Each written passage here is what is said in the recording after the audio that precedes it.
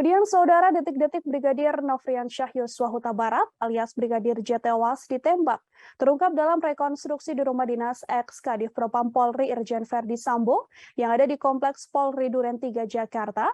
Dalam rekonstruksi terlihat saat kejadian Brigadir J tampak terkapar di samping tangga rumah dinas Verdi Sambo.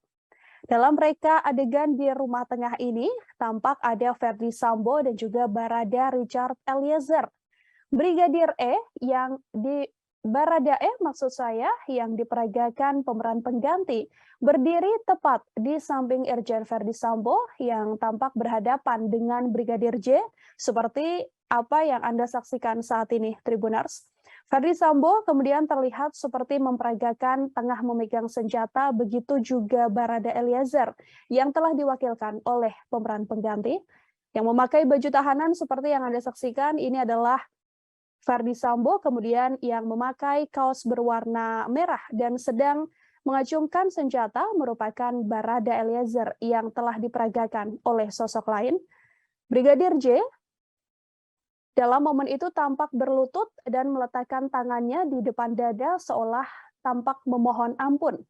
Barada Eliezer lantas melesatkan tembakan yang disaksikan oleh Verdi Sambo. Seketika Brigadir J pun langsung tergeletak di lantai dalam posisi terlungkup di bawah tangga.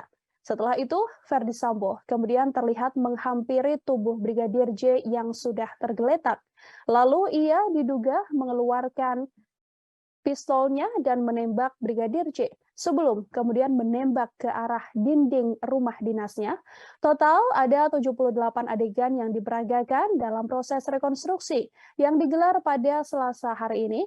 Dalam rekonstruksi, penyidik menghadirkan langsung 5 tersangka, yakni Verdi Sambo, Putri Chandrawati, Barada Richard Eliezer atau Baradae, Bribka Riki Rizal atau Brigadir RR, dan juga Kuat Ma'ruf. Verdi Sambo sepenuhnya melakukan adegan dalam rekonstruksi tersebut tanpa diwakilkan oleh siapapun selama proses rekonstruksi yang dijalani di rumah dinasnya di Duren 3 Kompleks Polri. Namun Barada Eliezer tak pernah berhadapan secara langsung dalam satu adegan dengan Verdi Sambo.